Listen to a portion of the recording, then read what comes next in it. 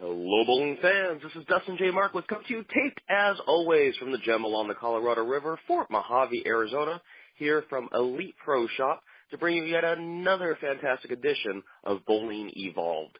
Join me, as always, is my partner in crime. He's the five-time PBA national champion, the man with the golden left hand. And you know what, ladies? He's one heck of a nice guy. The one and only Eric Forkel. Eric, how are you doing today? I'm feeling good. It's early. Let's get on with this. You like A Squad, don't you? It's A Squad again. But, nope, I'll get up early for Mr. Allison anytime. Absolutely, yeah. And we'll introduce Glenn here in just a second because obviously we have one heck of a show. We have today arguably one of the most world-famous bowlers of all time. He's a five-time PBA national champion, PBA 50 champion, a four-time Eagle winner, PBA Hall of Famer, USBC Hall of Famer. I mean, in 76 years of bowling, I don't think there's anything that Glenn Allison has not done. And, of course, he might have done a little thing in 1982, which was shoot 900, which, I don't know, some bowlers might know. I don't know if that's anything special. But, ladies and gentlemen, the one and only Mr. 900, Glenn Allison. Glenn, thank you so much for joining the show today. Thank you. It's certainly a pleasure, and I appreciate Eric's kind words. It's always great to have you on, Glenn. Can't wait to discuss this. Well, we'll start the show. We were talking about world-famous bowlers. Obviously, we just had the ESPYs, and, we got to see that Jason Belmonte won yet another ESPY. And, Glenn, arguably at one time, you were probably one of the most famous, if not the most famous bowler in the world. How does it feel to see a bowler like Jason Belmonte or any modern bowler get the recognition from obviously the forefront of sports entertainment today, which is ESPN? Well, I think it's great. I mean, I love the fact that bowling is getting some coverage. It's been going downhill for so many years. It's time it went back up. Completely agree with you. It is fantastic. And, Glenn, there's so many people, when we posted this on our Facebook page and on the website, that wrote in with questions about your accomplishments and questions about your past. And, obviously this is the 34th year of the 900 series, and I don't want to go too much into it, but, how does it feel knowing that I was actually reading the quote you had said in 1982 Sports Illustrated issue where you said that if the 900 was sanctioned, that it would be a piece of bowling immortality, that you would be remembered forever. And, you have to feel to some extent that even though it wasn't sanctioned, that bowlers still have a very soft spot for you in their hearts. Well, I get that almost wherever I go. The bowling public recognizes me perhaps more than if it had been sanctioned.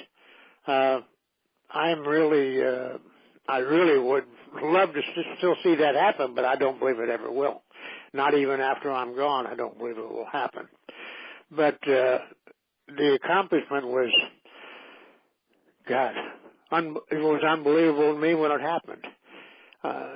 It just, and I've been all over the world, and I found the Columbia poster, I Did It poster, advertising the 900 and Columbia bowling balls, that I've seen them in Europe, I've seen them in Australia, I've seen them in the Far East. So I don't know what more I could ask for. And you're still beloved by bowlers around the world, as you said. And Eric, let me ask you a question. I mean, obviously in 1982, you were just starting to get started into your bowling career. And when you had heard about the 900 being shot, and you were in California at the time, if I'm not mistaken, what was your reaction? Well, obviously a great, amazing feat, and I got a funny story that I'm sure Glenn will appreciate. A good friend of both of ours, who's now gone, Mr. Bill Taylor. When Glenn shot his score, somebody said to him, Bill, did you hear about the bowler who shot 900? And I believe the first words that came out of Bill Taylor's mouth were Glenn Allison. And out of all the bowlers to pick in Southern California, I mean, there were a lot of great bowlers back in the day. Glenn was the first bowler that he picked And obviously he was dead on correct. He didn't know that he had done it, but he knew that that was the first bowler who can do it. And I believe at that time, Glenn, you might have been in your early 50s, 51, 52, somewhere in there. I was 52. And 52. And, yeah. when you think about it, it's not, as you get older, you think that, things might get a little more challenging, what have you, but that's obviously prime time, at that time especially, to go out there and throw 36 in a row, regardless of the conditions, regardless of the bowling balls. I mean, it takes obviously it's one of those magical nights, and that's the first thing that I remember hearing, because I just happened to run into Bill Taylor, right around that time. It was either the day of or the day before. I can't remember where it was, but that conversation came out, of course, and so he predicted it, or he knew you were the one who did it, because somebody made it sound like, who do you think did this? And he said, Glenn Allison. It was just like, it was just him, which I think is kind of a cool story. I mean, I believe that too. I think it's very cool. And Bill was definitely a very close friend of mine, and I was really surprised and hurt when he died. Yeah, I mean, he was a guru, a gadfly, definitely somebody that you could spend a bunch of these talk shows talking about. But he's a part of bowling history in many ways, and he worked with many great bowlers. He worked with a lot of great bowlers that people don't even know about. But that was just that was one of the things that I remember, and that was it. Yeah. It's really fantastic to me that there's so much respect still for Glenn. In fact, I know I shared it on our Facebook wall not too long ago, but on my desk, Glenn, is actually the picture of you and my father holding up when they did the gold stamp for you after the 900 series. I still have that framed picture on my desk whenever I go into work. Yes, I do. I still kept that. And no, like I said, when we opened this up, and I want to segue into this, we had so much response, positive, knowing that you were coming on the show, just because, again, you've seen everything in 76 years of bowling, and I'd like to kind of go through some of the questions our fans had, if you're willing to answer them. Sure. Okay. Well, we'll start with the first one. A lot of people might not know this, but when you shot your 900 series, you were using a conventional grip, a Columbia Yellow Dot. And the first question actually comes from someone you're familiar with, my mother, owner of Elite Pro Shop, Heidi Frederick. She wants to know, do you still use a conventional grip in your equipment? Yes, I do. I've tried fingertips, but being that I learned to bowl as a wrist player, fingertips don't work for me. And what's interesting is you've never, been unable to hook a ball either. It's amazing to see that you've been able to keep that style for so long. Well, I've been practicing it for 76 years. I should be able to still be able to do it. Wonderful. Our next question actually came in from last week's guest, Mr. Jeff Riggles, owner and proprietor of the 11frame.com. And he was actually talking a little bit about the defunct NBL. Now, for those of you who listen that don't know what the NBL was, think the PBA team, PBA League, PBA Team Challenge going back in the 1960s. The National Bowling League was founded in 1960. It folded in 62, but it was approached at one time as direct competition to the PBA. Several very well-known bowlers had participated, including Billy Whaley, Carmen Salvino. I believe Don Carter was approached with some ridiculous contract at the time. So the question was, how do you think bowling would have been different if the NBL had succeeded and the PBA failed? And Glenn, were you ever approached to join the NBL yourself? I was drafted by Birmingham, and they offered me a contract of $14,000. And that's when I was bowling with the Falstaff team out of St. Louis, and we were making twice that much.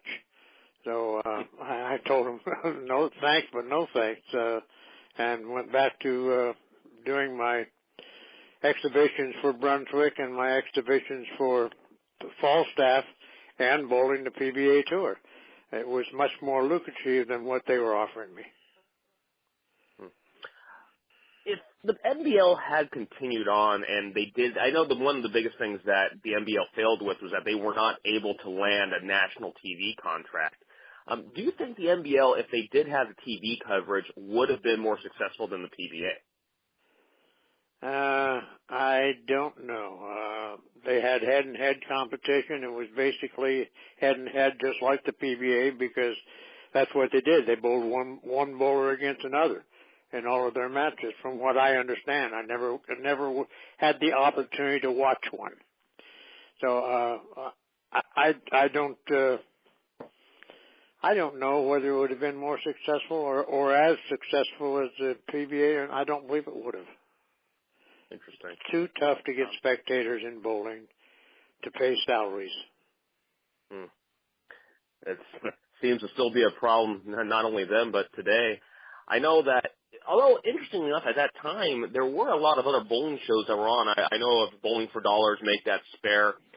Do you think that if they, considering like what we have with the Chris Paul doubles tournament with the celebrity involvement, do you think that you could see like a celebrity bowling or a TV show like that be successful today? Do you think there might still be some room for that? Yeah, I believe there is. I believe that Eddie Elias bought all of those shows and canceled them. That was my understanding. I don't know that for a fact, but he didn't want the competition. And yet the bowlers felt like the extra exposure was best for bowling. Well, when it comes to those shows, for myself, I always enjoyed championship bowling, watching the old tapes of championship bowling.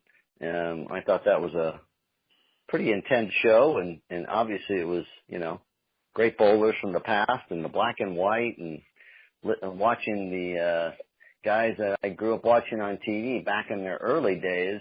I'm sure I know Glenn bowled on championship bowling. I mean, that was like the show to bowl on back in the day.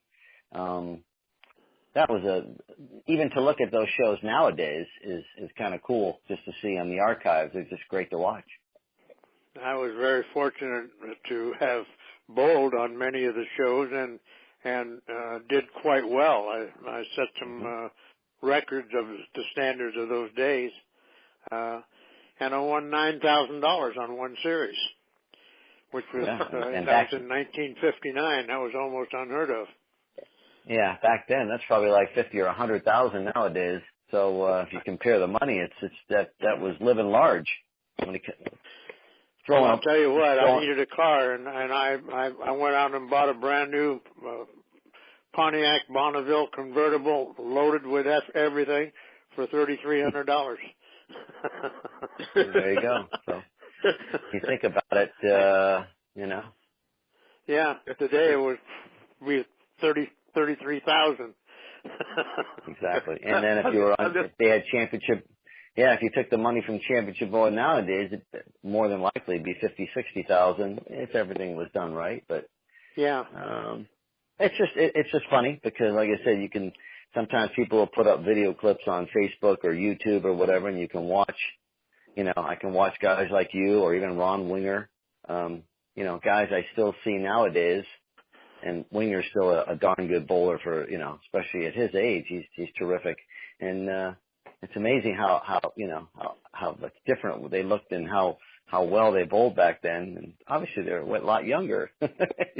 It was tremendous to watch. Yeah, Ronnie must be close to 75. Oh, yeah. He's got to be in his mid-70s. I'm not exactly sure of his age, but I know he can bowl. Oh, he could still bowl. He still bowls those senior tour stops, and he either cashes or makes the finals. And it's just, again, you shot 900 at 52 years old. And right. So as you get into your 50s, that doesn't mean you can't stop bowling. Obviously, I bowled some of the senior tour stops the last 5 years, and those guys, even in their 50s, are just tremendous. It's like the 80s all over again. Nothing has changed. Those guys are just as great as ever, and whether you're in your 30s or your 50s, the competition at that level is still very, very high. That's the reason those guys are out there. It's because they love the competition.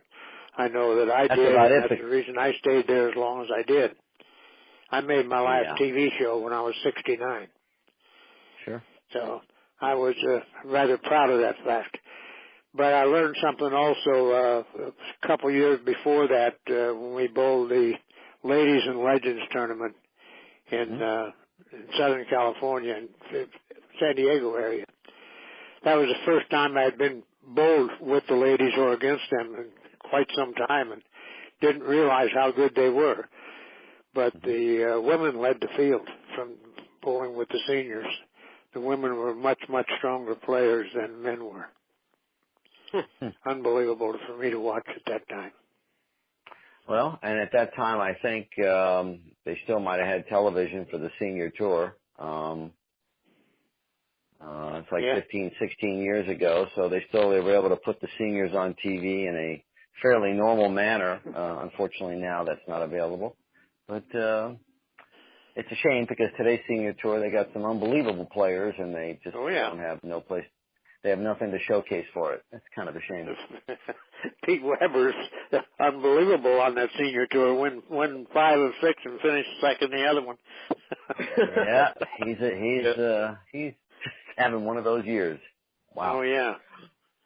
Well, and I'll tell you, I always find it so amusing because the other day I was actually going through YouTube and I found the 1986 the Kessler Championship when you bowled against Bud Oswalt in '86, which I believe was your one PBA 50 senior title, if I'm not mistaken, Glenn. Yes, that's correct. And you know, I'm watching that, and of course, for any of you who are listening that have a chance to research some of the older bowling, one of the greatest endings of all time. Glenn buries the first one, the 10th, needs a 9 count, gets a pocket 7-10, and then almost misses the 7 pin. The look on your face, Glenn, was classic. I do want to put that out there. I remember it well. But what I find amazing is that, you know, you look at bowling today, and I think a lot of the fans of bowling 20, 30, 40 years ago still follow bowling to some extent today, and yet you don't see the TV coverage or even the online presence as much as you think you would. And it's like everything you see on TV is really trying to gear towards these new fans, which I don't know if we're attracting new fans, but more likely we're alienating the older fans. Now, Glenn, obviously, as someone has seen really every era of the TV era of bowling, how do you feel? Do you feel that there is still room for the classic approach to bowling on TV, or do you think that, you know, we do need to attract the quote-unquote millennia, you know, Gen X, MTV generation of bowlers? Well, in my opinion, what they've done with this showmanship is not good for bowling. I don't believe it attracts fans. If it does attract fans, it might be, as far as I'm concerned, the wrong fans. The ones who really don't care about bowling, they care about the other activities that happen. So it's not for me. I don't appreciate it at all. And I know, Eric, you and I have talked about this on numerous occasions. I mean, you know, obviously we're talking to 3 different generations of bowlers, but it seems like all 3 of us have relatively the same opinion, yet for some reason we don't get the bowling that we're looking for. Well, because unfortunately the bowling that we're looking for is gone. It's a different type now. It's not, again, I've said this 1,000 times, it's no longer a tour. It's more of a exhibitions here and there. They don't treat it like they used to. They don't have the coverage. They don't have the sponsors they used to. It's kind of a shame to watch. And even on the senior tour, like I said, the seniors used to be on TV every week as well. And so, you just imagine if you were able to put the seniors on TV now every week with the players that are out there now, all the names that people recognize, you'd have to think that that people would watch. And that's with today's crop. And you know, it's just a shame that it's just the sponsorship and the deals that the PBA used to have with all the people who would get involved. They're just not there anymore. It's a different type. Yeah, they have the ESPYs now and they have the little special things they do, but overall, I mean, it's great for certain people, but in the big numbers, it just doesn't seem to me like it's that great. We always talk about the past, but that really was the glory days. And unfortunately, I don't see glory days right now, but maybe I'm blinded because I'm older, but I don't see it. Everything that we talk about to me is the glory days, whether it's back in the 70s, 80s, 90s, whatever. I mean, that's the sad part. And with today's technology, you can have things out into the media in a blink of an eye. It's the perfect time to showcase everything, but they just don't have the money, the sponsorship to do it. And that's the sad part to me. Well, for me, the glory days were the latter years of the national team bowling, like the Falstaffs, the Budweisers, the Strohs, and et cetera. Mm-hmm. That was the era that I was so happy to be a part of, even though I was near the end. The bowlers who never saw that, and the bowlers of today, which they never will see it again, I don't believe, it was just such a fantastic thing to bowl in that type of competition. The team competition, the national team championships was, I tell you, it was just unreal to see this, all five guys. When I bowled in the national team, we bowled 3 games. I felt like I bowled all 15. That's how involved all the players were. It's an entirely different situation today. And I'm not saying the bowlers can't bowl today. The bowlers today are by far the best, better than what we were, mainly because there is so much more to bowling today than there was then. Bowling was relatively simple compared to what it is today.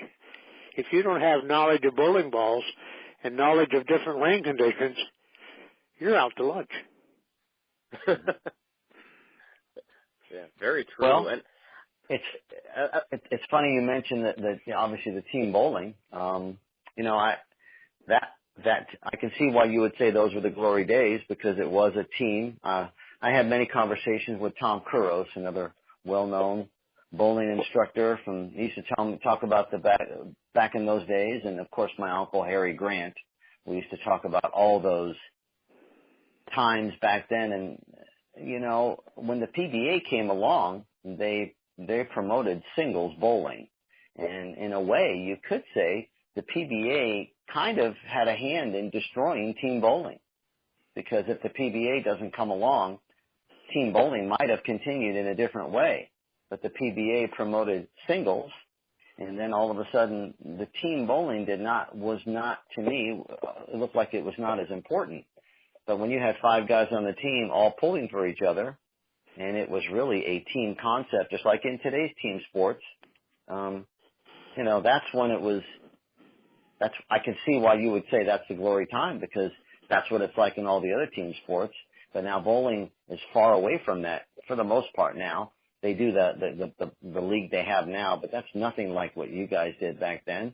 And maybe collegiate bowling might be the closest thing to it, because if you ever go to watch collegiate bowlers bowl, talk about a ruckus crowd and getting into it, and every shot they're all standing and every ball means something. That's probably be the closest thing to back in the old days, is going to watch a collegiate bowling event. There's your energy, and it's just electric. They get so into it. You don't see that with the PBA. So, no. As great as the PBA was, and maybe still is to a certain extent, I think they had a little bit of a hand in eliminating team bowling. Yeah. And you mentioned 2 great friends of mine, Harry Grant and Tom Kuros. Yeah, over the years, I remember bowling at Victory Bowling Center in the Swiss tournament in the 1950s, and it was just great. The team tournament, the big Swiss tournament, was great competition of match play. Yep. But it was team match. No. Mm-hmm. Those things are not gone completely. We're trying to have one now on the 24th of this month here at La Habra 300 Bowl. And we are having a tournament on the 23rd, which is probably our 20th or 21st Anchor Girl Trio Tournament. We've got 64 entries this year, which is fills the house twice, 2 squads, and that's the biggest we've ever been. But it's a fun tournament, and I enjoy bowling it myself. I still bowl it. Actually, it's interesting. I had spoken with Dick Sanders, who runs the West Coast Senior Tour, and he was actually talking to me about the Anchor Girl Trio Tournament, how popular and a lot of his bowlers were coming down to do that. And, that's actually, I wanted to bring up there's still a couple other questions here. And speaking of La Habra, we had Jeannie Chapman, she's a fan of the show. She wanted to know, when did you actually start bowling at La Habra and getting involved with them back in the day? Well, my brother was manager here shortly after it opened. So that was my first experience at La Habra 300 Bowl. I had come into town from the Midwest to do a grand opening at Premier Lanes in South Whittier. And I came back out here because my brother was working here. And so that was my first experience with La Habra. And then I moved back to Southern California in '64, and I moved to the La Habra area and was here for just a couple of years before I went back on tour. And then when I moved back to Southern California again in 1970, I wound up relocating in Los Angeles, where I had a bowling center. So, which didn't last too long. It was in a tough area, and and then there was a fire in the center, and I had a bowling center. I was just leasing it. And when we had the small fire there, they decided not to reopen again, so I was out of there. Oh, man. And then I wound up going to work with my brother in the liquor store. That's where I was working in a liquor store when I shot the 900. I was going to say the world-famous Glenn Allison lanes, if I'm not mistaken, I believe they converted that into a strip club later on, if I'm not mistaken. Well, when I had it, there was a strip club in the front of the building, which was owned by the owner of the bowling center. But I had nothing to do with it other than visiting it once in a while.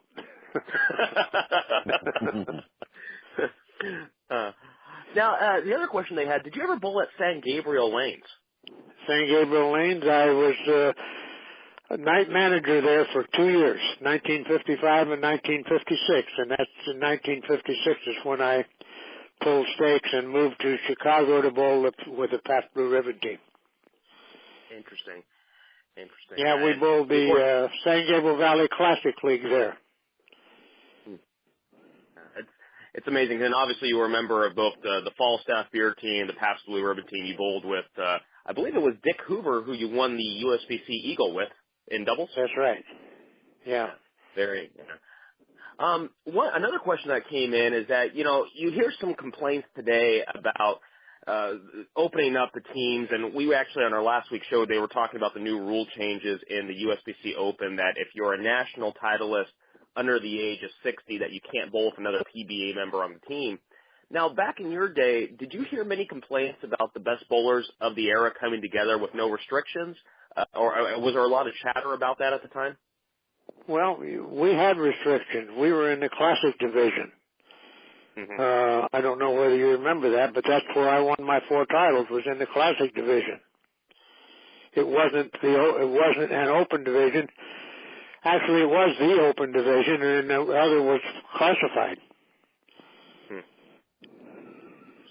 Now, back in the day, who do you feel, and obviously this is kind of an open-ended question because you were part of some of the greatest bowling teams of all time, but in your opinion, whether you were a part of it or not, who do you feel was the best team of that era or really any era?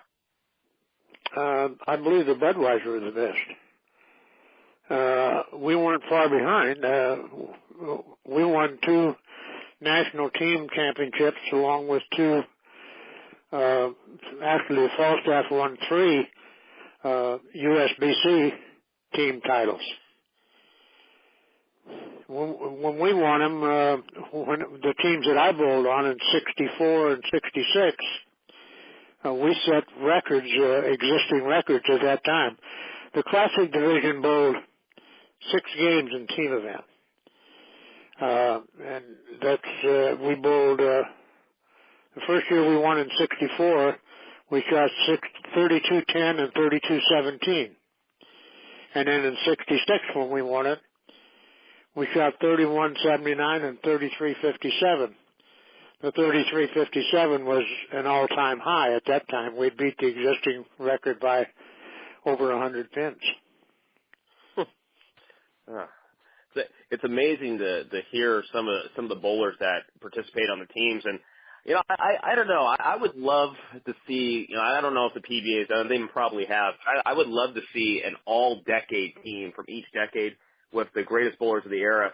Eric, if you had to pick an all-decade team from your perspective, who would you have liked to bowl with? Who do you think would have been the 90s all-decade team for you?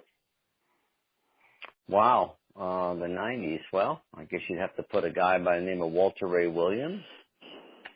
Probably Norm Duke. Some guy named Parker Bone III. I'm gonna leave some people out. Let's see. Pete Weber. Those are the 4 that I think about right away. But I obviously there's other.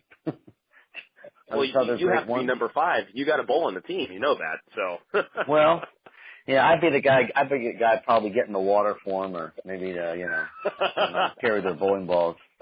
I had my times where I got the chance, obviously, to bowl against all of them, and at times I did beat them. But obviously, their records are far superior. But it was always great competing against them, and when you did beat them, when you happened to win out there against those guys, you felt a great accomplishment. And I was fortunate to do it 5 times, and all those guys were there. So you could say for at least 5 times you beat the best. And one of them was actually a doubles I bowled with the late great Gene Stuss, who I'm sure Glenn knows very well. And we had a great time bowling the doubles together. It was one of my titles, and got to bowl with all the seniors at that time. And he was terrific. He was not only a great bowler, but he was great to bowl with. And we were fortunate to win that tournament. And that was another great memory that, I was still a junior at the time bowling with the seniors and won a title. A title's a title, and you had the best from the senior era, and then you had the best from the regular era. It was terrific. That was another memorable moment in my career. And Glenn, I'd like to throw the same question over to you. If you had to pick an all-decade team from, let's say, the 50s or the early 60s, who would you pick? Who would be on your greatest of that era? Oh, I'm sorry, I forgot. Michael, I got to add one more. Sorry, Mike Albee. I knew I forgot. I forgot somebody. That was. Well, yeah, and Mike's probably one of the nicest guys. He's probably one of the classiest person or bowlers you'll ever meet. I understand. I have to agree with you there too. Albee was. I just saw him a couple weeks ago at Bowl Expo, and nothing's changed with him. He is still the class act that he always was. And, that's great. Glad to hear it. Obviously his bowling record speaks for itself. Yeah, there's no question about that. Anyway, the first 2 off the top of my head would be Dick Weber and Don Carter. From that point on, I spent part of my career bowling against Earl Anthony. So Earl Anthony has to be involved there.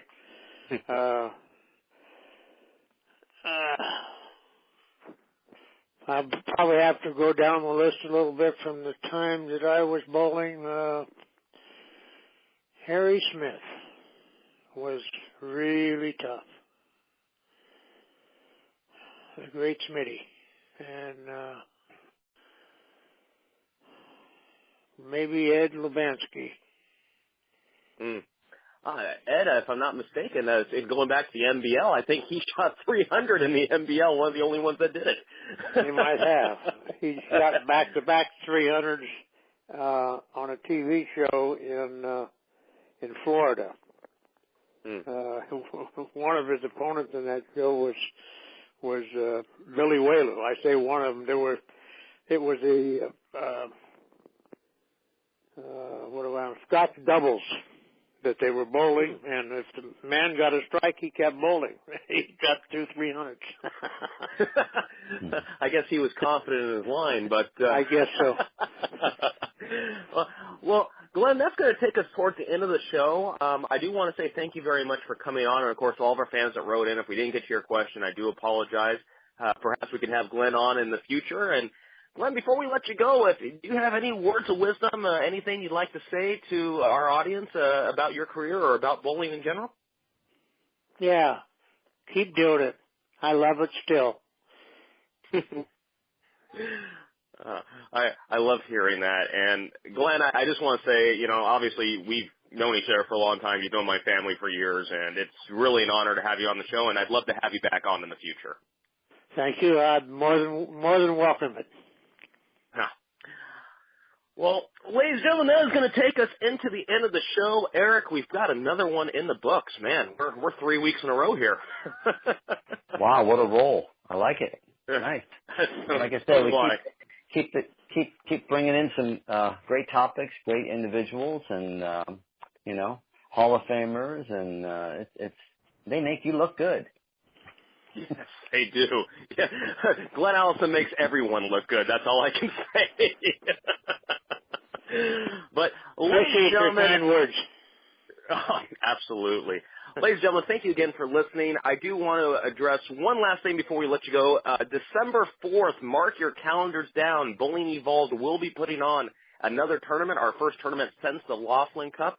It will be the 2x4, a doubles tournament. Look for more information on the Bowling Evolved website and Facebook page here in the near future. We want to thank our tournament sponsors coming up. Of course, Mongoose Bowling Products, Steve Adams, just a tremendous individual. Also at mongooseproducts.com. Also, Elite Pro Shop has offered to sponsor on the event as well, eliteproshopaz.com. And for Eric Forkel, I've been Dustin J. Markowitz. Have a great morning. Good morning. And let me make sure the recording's off. Okay.